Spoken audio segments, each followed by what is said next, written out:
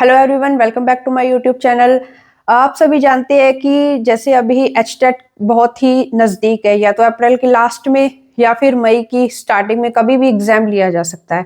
तो उस चीज़ को ध्यान में रखते हुए मैंने आपके लिए एक छोटी सी सीरीज शुरू करने की कोशिश की है, जिसमें मैं आपको एचटेट के टॉपिक वाइज या टॉपिक वाइज नहीं means chapter wise short notes provide करूंगी। आपको कंप्लीटली यहाँ पे जो भी फॉर्मूला है, एक फॉर्मूला शीट बोल लीजिए या आपकी क्विक रिवीजन वाला सेशन बोल लीजिए, कुछ भी आप बोल लीजिए, जिसमें आप अपने सारे फॉर्मूलाज को अपनी नोटबुक में नोट डाउन कर सकते हैं, वो मैं आपको करवाऊंगी। आज का जो लेक्चर है उसमें मैं आपको वेक्टर और प्रोजेक्टाइल मोशन के जितने भी छोटे छोटे फॉर्मूलाज हैं और छोटे छोटे कॉन्सेप्ट है जहां से क्वेश्चन पूछे जाने की पॉसिबिलिटी है, या फिर देखें कि प्रोजेक्टाइल मोशन से तो हर बार क्वेश्चन पूछा जाता है, तो ये मोस्ट इंपॉर्टेंट टॉपिक है दोनों के दोनों। वेक्टर वेक्टर तो देखिए, अगर आप फिजिक्स पढ़ना चाहते हैं तो वेक्टर को आपको आना चाहिए, वेक्टर आपको आना चाहिए। तो आज मैं इन दोनों टॉपिक्स के शॉर्ट नोट्स आपको प्रोवाइड करूंगी। और अगर आप किसी और तरीके से इन सेशंस को चाहते हैं कि मैं थोड़ा डिटेल में जाऊं या फिर जल्दी जल्दी से आपके नोट्स को कंप्लीट करवाऊं, तो आप मुझे कमेंट बॉक्स में बता सकते हैं। तो चलिए आज के लेक्चर को शुरू करते हैं। तो सबसे पहले बात करते हैं वेक्टर पे। यहाँ पे छोटे छोटे फॉर्मूला और छोटे छोटे कॉन्सेप्ट हैं, आप इनको जस्ट रीड आउट करते चलिए, मैं आपको समझाती हूँ साथ साथ। वेक्टर को कैसे रिप्रेजेंट करते हैं, उसके कंपोनेंट साथ में आई कैप, जे कैप, के कैप आप जानते हैं। मैग्नीट्यूड ऑफ द वेक्टर क्या होता है, उसके कंपोनेंट्स का स्क्वायर करके उसके ऊपर हम रूट लगा देते हैं तो उसका मैग्नीट्यूड होता है। यूनिट वेक्टर हमारा क्या होता है, वेक्टर डिवाइडेड बाय उसका मैग्नीट्यूड। इसको मोड से भी रिप्रेजेंट करते हैं या फिर हम डायरेक्टली ए भी लिख सकते हैं, या फिर जो भी वेक्टर है हमें दिया उसको जस्ट लिख देंगे। आप तीनों ध्यान रखिए, मैंने क्या बताया यहाँ पे, वेक्टर को कैसे रिप्रेजेंट किया, मैग्नीट्यूड को हम लिखते हैं इस तरह से। यूनिट वेक्टर हमारा क्या होगा, वेक्टर डिवाइडेड बाय उसका magnitude. Component of vector in 2D, या फिर हम बात करें प्लेन, हम वेक्टर को प्लेन में कैसे रिप्रेजेंट करते हैं। देखिए यहाँ पे एक्स वाई एक्स एक्सिस है और वाई एक्सिस है। कोई हमारा वेक्टर ए है, पॉइंट पी तक गया हुआ है, जिसकी जो उसके कंपोनेंट ए एक्स हैं और ए वाई हैं। इसने एक्स एक्सिस के साथ अल्फा का एंगल बनाया हुआ है और वाई एक्सिस के साथ इसने एंगल बीटा का बनाया हुआ है। यहाँ पे मैंने ए एक्स लिखा है, A X is equal to A cos of alpha, A Y is equal to A cos of beta. आप जानते हैं, देखिए कॉस ऑफ अल्फा जो होगा हमारा वो क्या होगा, ए एक्स जो हम बोलते हैं base by hypotenuse. Cos of alpha क्या होगा, base by hypotenuse, A X by A hypotenuse, उसका जो यहाँ पे मैग्नीट्यूड है। Cos of beta A Y by A, या फिर हम ए एक्स ए वाई को A cos of alpha A cos of beta भी लिख सकते हैं, कंपोनेंट उसके। तो वेक्टर हमारा A X A Y, A X A I cap, A Y J cap. देखिए ये जो cos of alpha cos of beta है, ये है हमारे डायरेक्शन कोसाइन।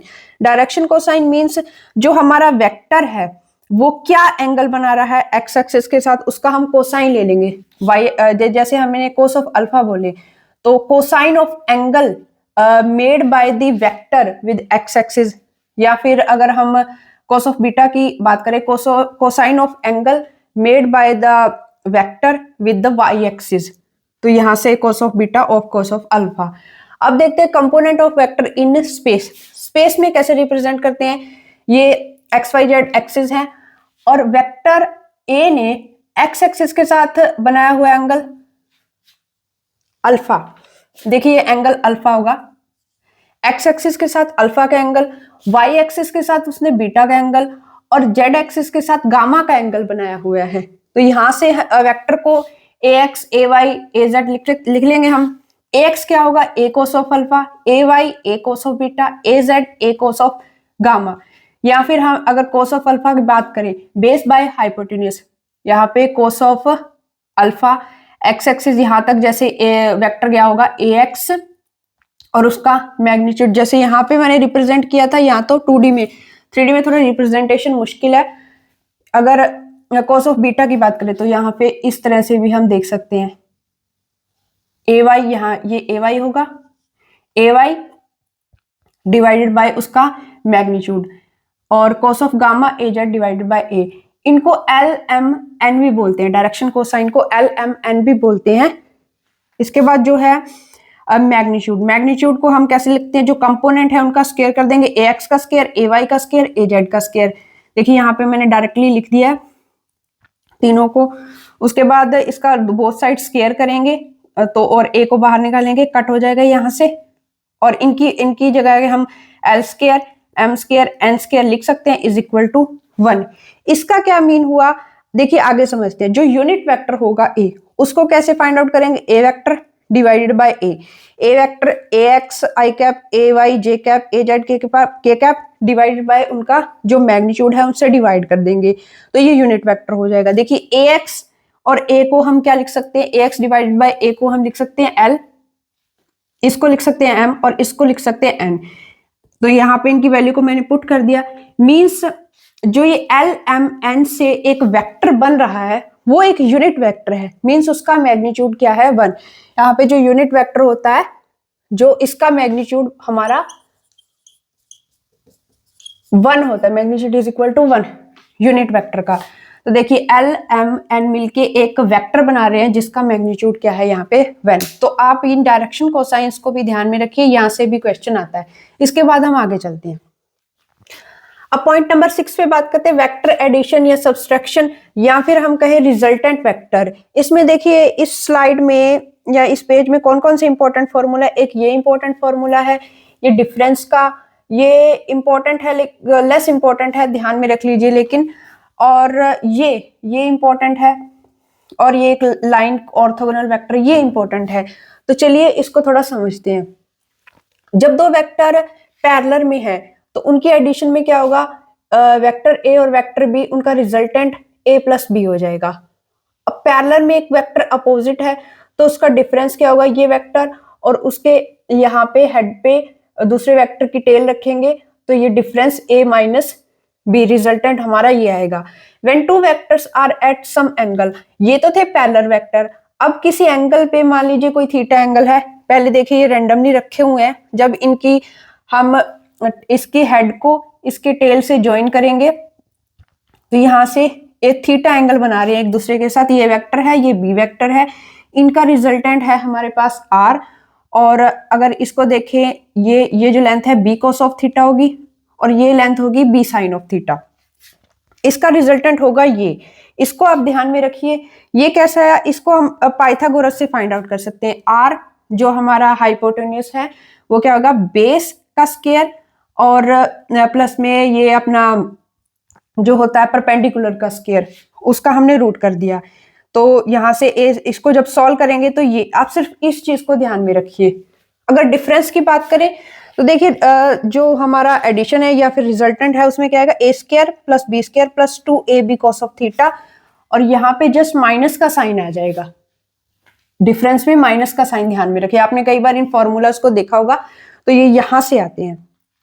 इसके बाद tan बीटा, बीटा मीन्स जो एंगल है रिजल्टेंट हमारा ए वेक्टर के साथ जो बना रहा है वो हमारा बीटा है, उसको क्या लिखेंगे हम, देखिए जो tan थीटा होता है या tan बीटा होगा वो क्या होगा, b sine theta divided by ये a plus b cos of theta, वही जो हमारा परपेंडिकुलर बाय बेस। उसके बाद स्केलर प्रोडक्ट या डॉट प्रोडक्ट भी कह सकते हैं, a dot b A b cos of theta होता है, और कॉस ऑफ थीटा क्या होगा, a dot b divided by उनका मैग्नीट्यूड। कई बार आपसे क्वेश्चन में पूछा होगा find the angle between these two vectors, उनके बीच में एंगल पूछा होगा, तो आपको जस्ट क्या करना है, दोनों वेक्टर्स की डॉट प्रोडक्ट करनी है और उनके जो मैग्नीट्यूड है उनको आपस में मल्टीप्लाई करके उससे डिवाइड कर देना है, तो आपका एंगल वहां से आ जाएगा। अगर थीटा 0 होगा, देखिए cos theta 0 is equal to 1, तो a dot B is equal to a into B आ जाएगा। वेक्टर्स पैरेलल होंगे, उनके बीच में एंगल 0 डिग्री है। अगर theta is equal to 90 degree, 90 degree cos 90 0 होता है, तो a dot B is equal to 0 आ जाएगा। परपेंडिकुलर वेक्टर्स, या फिर हम कह सकते हैं vectors are orthogonal to each other. कई बार हमें ये ना बोल के कि एंगल उनके बीच में 90 डिग्री का, ये बोल देता है कि वेक्टर्स आर ऑर्थोगोनल, तो हमें यहाँ से अंडरस्टूड होना चाहिए कि वो परपेंडिकुलर है। इसके बाद हम आगे चलते हैं। अब हम बात करते हैं क्रॉस प्रोडक्ट पे। वो क्या होती है, a cross b is equal to a b sine of theta n cap. N cap यहाँ पे क्या होता है, एक यूनिट वेक्टर होता है जो कि परपेंडिकुलर होता है सेपरेटली ए वेक्टर के साथ भी और बी वेक्टर के साथ भी, या फिर हम कह सकते हैं ए क्रॉस बी एक अनदर वेक्टर निकल के आता है जो परपेंडिकुलर होता है ए के भी और बी के भी। इसको हम यहां से भी समझ सकते हैं, जैसे हमारी कोऑर्डिनेट एक्सिस होती है आई कैप, जे कैप और के कैप। देखिए आई क्रॉस जे हम जब करते हैं तो हमारा के निकल के आता है, मींस के वेक्टर जो है आई और जे दोनों के परपेंडिकुलर है। तो यहां से भी हम इसको समझ सकते हैं। अगर एंगल 0 डिग्री है, थीटा 0 है, तो देखिए साइन 0 क्या होता है, 0, तो क्रॉस प्रोडक्ट हमारी क्या आएगी, 0। अगर 90 डिग्री है तो A cross B, A B जो साइन 90 होता है वो 1 होता है, ए बी एन वेक्टर। अगर एन वेक्टर मीन्स जो यूनिट वेक्टर है उसको हम फाइंड आउट करना चाहते हैं, तो A cross B divided by A cross B का मैग्नीट्यूड। ए क्रॉस बी का मैग्नीट्यूड हम कैसे फाइंड आउट कर सकते हैं, देखिए ये डिटरमिनेंट निकालना था आई जे के, इनके कंपोनेंट को हम लिख लेते हैं और आपको पता होगा इसको हम जैसे हाइड कर लेते हैं ए वाई बी जेड माइनस में ए जेड बी वाई, इसी तरह से फिर जे कैप वाला और के कैप वाला आपको आई थिंक ये पता होगा। इसके बाद A cross B is equal to minus of B cross A, ये कॉम्यूटेटिव प्रॉपर्टी को होल्ड नहीं करते। आप देख भी सकते हैं जब हम आई क्रॉस जे करते हैं तो के निकल के आता है, लेकिन जब हम जे क्रॉस आई करते हैं तो वो माइनस का के होता है, ये कॉम्यूटेटिव प्रॉपर्टी को होल्ड नहीं करता। अब देखिए अगर साइन थीटा को हम फाइंड आउट करना चाहते हैं तो साइन थीटा कैसे फाइंड आउट करेंगे, ए क्रॉस बी का मैग्नीट्यूड और यहाँ पे ए का मैग्नीट्यूड और बी का मैग्नीट्यूड सेपरेटली उनको मल्टीप्लाई कर देंगे, यहाँ से साइन थीटा आ जाएगा। कॉस थीटा जो मैंने पीछे बताया था आपको डॉट प्रोडक्ट में, यहाँ पे शायद मैं पीछे मैग्नीट्यूड लगाना भूल गई थी, आप लगा लीजिए। वैसे भी ए डॉट बी एक जो है स्केलर क्वांटिटी आएगी, तो यहाँ पे मोड, यहाँ पे एक वेक्टर क्वांटिटी आएगी तो इसका मोड लगा के स्केलर फाइंड आउट कर लेंगे, ये ध्यान में रखिए। उसके बाद टेन थीटा हो गया sine divided by cos theta, तो ये निकल के आएगा। 9th पॉइंट क्या है, एरिया ऑफ ट्राइंगल। ट्राइंगल का एरिया क्या होगा, a cross b half, a cross b जो जैसे हम निकालते हैं हाफ बेस इनटू हाइट, अगर हम निकालते हैं जो हमारा वो होता है ट्राइंगल, उसी तरीके से एरिया ऑफ पैरेललोग्राम। पैरेललोग्राम उसकी दो साइड है ए और बी, तो उसका एरिया ए क्रॉस बी, उसका मैग्नीट्यूड।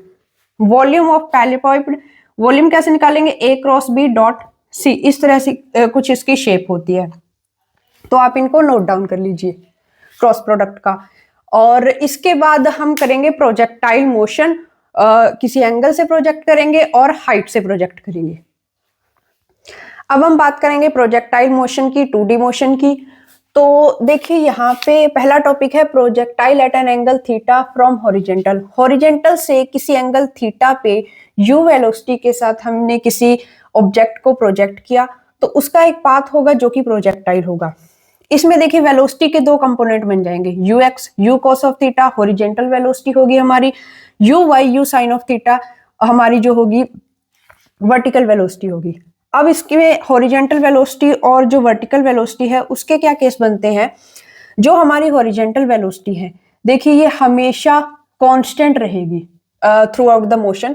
क्यों कांस्टेंट रहेगी, क्योंकि एक्स डायरेक्शन में कोई भी हमारी एक्सेलरेशन नहीं लग रही है। अगर हम एयर रेजिस्टेंस की बात करें कि वहां पे रेजिस्टेंस मौजूद नहीं है, तो जो वर्टिकल जो हमारी हॉरिजेंटल वेलोसिटी होगी हमेशा कांस्टेंट रहेगी, यू एक्स कांस्टेंट ऑलवेज, क्योंकि एक्सेलरेशन जो हमारी एक्स डायरेक्शन में है कोई भी नहीं लग रही, तो इसको ध्यान में रखिए आप। उसके बाद वर्टिकल वेलोसिटी, वर्टिकल वेलोसिटी के देखिए क्योंकि हमारी एक्सेलरेशन डाउनवर्ड डायरेक्शन में एक्सेलरेशन ड्यू टू ग्रेविटी लग रही है, तो ए से पी जब हम जाएंगे तो जो हमारी वर्टिकल वेलोसिटी होगी वो धीरे धीरे डिक्रीज होगी। देखिए यहाँ से ये यहाँ पे है इसकी यू वाई, यहाँ पे डिक्रीज हुई डिक्रीज हुई डिक्रीज, और यहाँ पे जाके वो बिल्कुल जीरो हो जाएगी। देखिए यहाँ पे फर्स्टली ए से पी वो डिक्रीज होगी यहाँ से जाते हुए, यहाँ पॉइंट पी पर वो जीरो हो जाएगी। उसके बाद पी से बी जब पार्टिकल नीचे गिरेगा या ऑब्जेक्ट नीचे गिरेगा तब क्या होगा, जो वेलोसिटी होगी वो इंक्रीज होगी ग्रेविटी की वजह से। पहले डिक्रीज यहाँ पे जीरो और फिर इंक्रीज हुई। ये आपको ध्यान में रखना होगा क्योंकि यहाँ से डायरेक्टली 2023 में क्वेश्चन आया था कि जो प्रोजेक्टाइल मोशन में है वेलोसिटी कितनी बार जीरो होती है, तो ये नोट डाउन कीजिए आप। इसके बाद हमारा एक इंपॉर्टेंट फॉर्मूला है टाइम ऑफ फ्लाइट, कि प्रोजेक्टाइल को यहां से यहां तक जाने में कितना टाइम लगा, उसका फॉर्मूला है 2u sin थीटा अपॉन जी। इसको नोट डाउन कीजिए। मैक्सिमम हाइट, जो हाइट है h, वो क्या होगी u square sin square theta upon 2g। यहां से और यहां से, मतलब ये क्वेश्चन आए हुए हैं प्रीवियस ईयर में डायरेक्टली, कि टाइम ऑफ फ्लाइट से कई बार पूछ लेता है, इनिशियल वेलोसिटी थीटा एंगल दे देता है, और यहां से फिर हमें निकालना होता है जो भी हमें पूछा जाता है। रेंज, रेंज क्या होगी u square sin 2 theta upon G. Directly ध्यान में रखिए, क्योंकि अगर हम इसको सॉल्व करने लगे और फिर आपको समझाए तो टाइम लगेगा, लेकिन मैंने यहाँ पे डायरेक्टली ही फॉर्मूले लिखे हैं क्योंकि ये एक शॉर्ट नोट्स वाली हमारी क्लास है। रेंज क्या होगी u square sin 2 theta upon जी।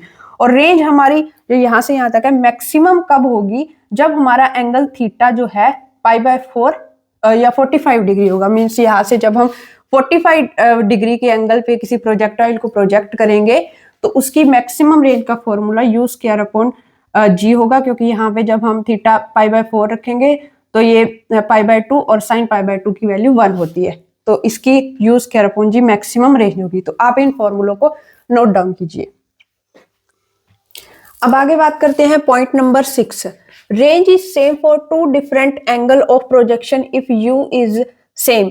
मीन्स अगर u वेलोसिटी के साथ हम किसी दो एंगल पे प्रोजेक्शन, मतलब दो एंगल ले प्रोजेक्शन के, एक थीटा और एक 90 माइनस थीटा, तो उन दोनों की रेंज सेम होगी, हाइट लेकिन डिफरेंट होगी। देखिए एक एंगल थीटा और दूसरा एंगल 90 माइनस थीटा, लेकिन इनकी वेलोसिटी है जो इनिशियल वो सेम ली हमने।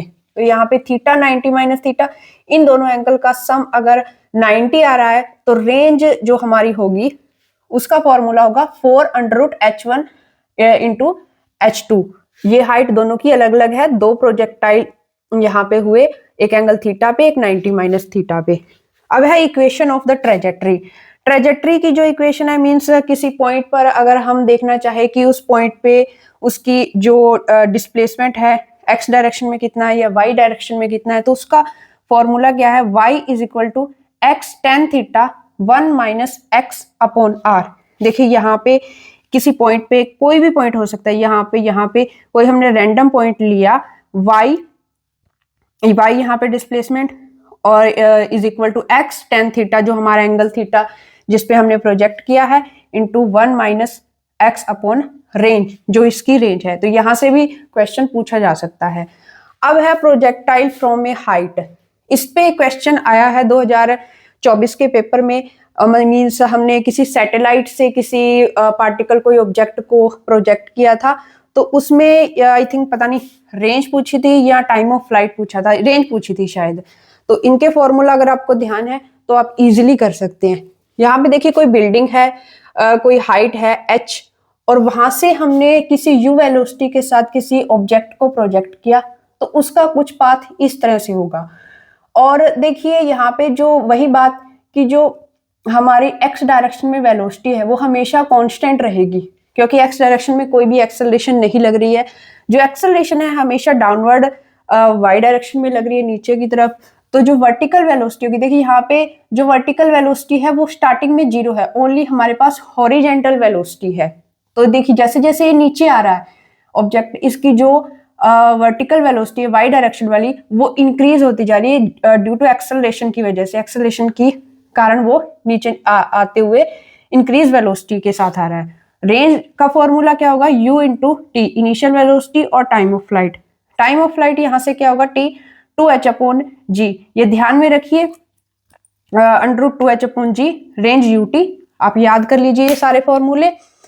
तो आई होप आपको ये मेरा छोटा सा लेक्चर जो रिवीजन की क्लास थी या फिर कहीं शॉर्ट नोट्स की क्लास थी समझ में आई होगी। आप इन सारे फॉर्मूला का या तो स्क्रीनशॉट ले लीजिए या फिर अपनी नोटबुक में नोट कर लीजिए। इसके बाद हम एक अगले टॉपिक पे बात करेंगे, अगले चैप्टर पे उसके सारे शॉर्ट फॉर्मूलाज को हम डिस्कस करेंगे। तो अगले लेक्चर में मिलते हैं। Thanks for watching.